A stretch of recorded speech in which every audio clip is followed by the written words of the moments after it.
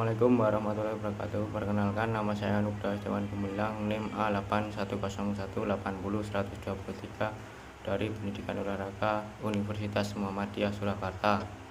Di sini saya akan menjawab pertanyaan yang diberikan Bapak Muhad. Nomor 1, sosiologi olahraga dan hubungannya dengan politik. Apabila kita ketahui makna dalam sepak bola itu sendiri adalah sepak bola bisa menjadi pemersatu bangsa karena unsur-unsur di dalamnya seperti sikap mau bekerja sama, gotong royong, dan rela meninggalkan sikap egois untuk bersatu padu dalam tim agar tercapai tujuan bersama. Dalam sebuah pertandingan tujuan tentu ada kemenangannya. Sepak bola juga mengajarkan kita untuk berjiwa besar, mau menerima kekalahan dengan lapang dada, sementara bagi pemenang juga tetap menghormati tim yang kalah dengan tidak melakukan tindakan mencemooh dan melecehkan. Ini sebuah nilai sportivitas, nilai-nilai persahabatan yang ada di sepak bola seharusnya bisa diterapkan dalam kehidupan keseharian kita. Kekuatan sepak bola begitu dahsyat. Sepak bola sebagai permainan yang sangat digemari. Hampir setiap kecamatan, kota, dan kabupaten memiliki klub sepak bola. Namun sangat dipungkiri di Indonesia sendiri sepak bola sangat memiliki perkembangan yang sangat buruk karena adanya ikut campur tangan partai politik atau yang memang sangat erat. Bahkan jika diperhatikan secara mendalam, kami mengambil contoh sepak bola sangat kental dengan unsur politik. Tetapi jika unsur politik tersebut dikemas secara negatif, maka akan sangat berbahaya bagi organisasi, atlet, dan masyarakat banyak. Contoh hubungan antara olahraga dengan politik dalam skala internasional juga cukup banyak dan masih berlangsung hingga sekarang. Dan ada dua pandangan di hubungan olahraga dengan politik. Kita ambil positif jika salah satu pemain untuk menjadi salah satu maskot untuk menawarkan salah satu produk yang istilahnya mengiklankan, dan kita ambil negatifnya dengan contoh mafia bola dengan mensuap untuk mengalahkan tim lawan dengan lawannya dengan mengalih atur skor. Ya, selanjutnya nomor 2, sosiologi olahraga dan hubungannya dengan ekonomi. Olahraga sekarang tidak hanya dilakukan untuk tujuan kebugaran badan dan kesehatan, tetapi juga menjangkau aspek politik, ekonomi, sosial, dan budaya. Oleh karenanya, pemecah masalah dalam olahraga dilakukan dengan pendekatan interdisiplin, dan salah satu disiplin ilmu dimanfaatkan adalah sosiologi. Bahwa untuk melakukan pembinaan olahraga membutuhkan dana yang tidak cukup sedikit, saya kira adalah fakta yang tidak bisa dipungkiri. Ketika suatu negara atau daerah menyelenggarakan sebuah event olahraga, mungkin sekali banyak dana yang digunakan untuk membiayainya. Tetapi sangat boleh jadi kegiatan olahraga juga mampu mendorong tumbuhnya ekonomi dan bahkan mendatangkan keuntungan langsung, seperti Olimpiade Los Angeles 1984 yang nyata-nyatanya panitia mendapat keuntungan sebesar 223 juta dolar.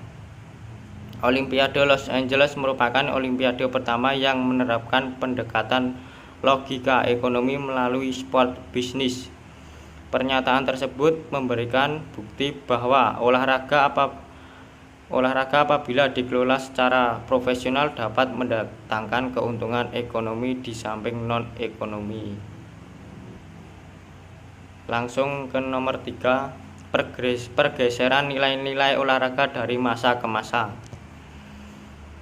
Dulu peraturan-peraturan sangatlah sedikit dan hanya untuk bersenang-senang. Seiring dengan terus berjalannya waktu, olahraga menjadi berubah di mana peraturan dan nilai-nilai olahraga dibuat tegas sedemikian rupa dan dijadikan tempat ajang bergengsi hingga peraturan diperketat agar muncul olahraga yang menjunjung nilai sportivitas. Lanjut nomor 4, pendekatan sosiologi dalam menyelesaikan masalah dalam olahraga.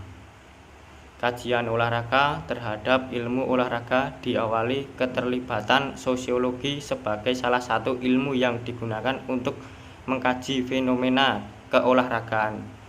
Konsep sosiologi dipaparkan sebagai dasar memahami konsep-konsep sebagai olahraga, khususnya berkaitan dengan proses sosiologi yang menyebabkan terjadinya dinamika dan perubahan nilai keolahragaan dari waktu ke waktu.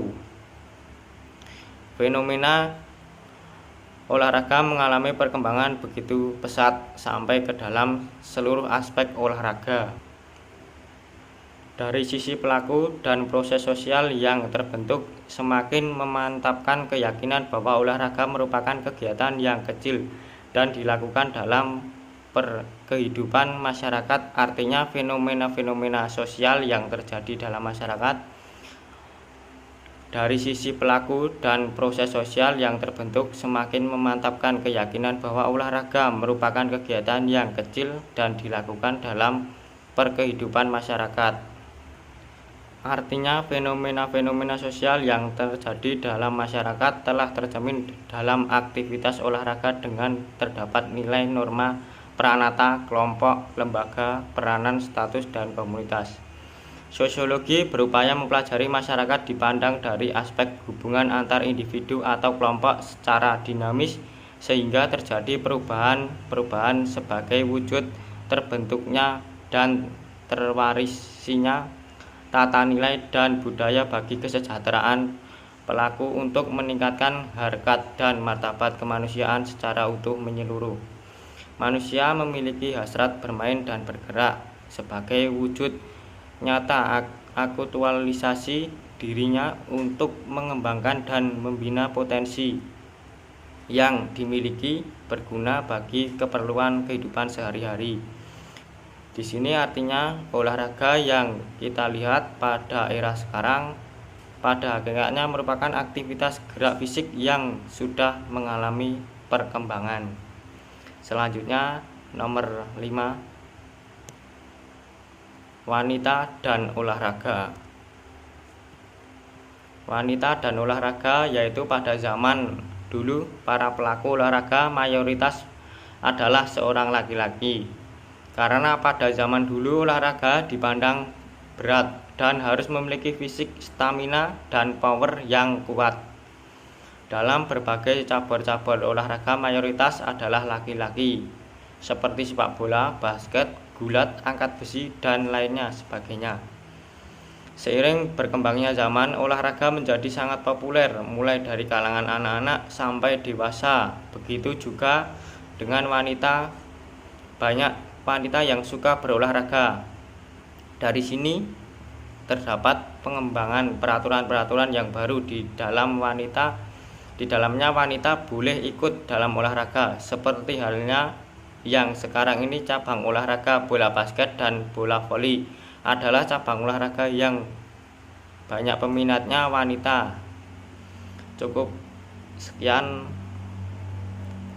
jawaban yang bisa saya sampaikan, kurang lebihnya mohon maaf. Wabillahi taufiq hidayah. Wassalamualaikum warahmatullahi wabarakatuh.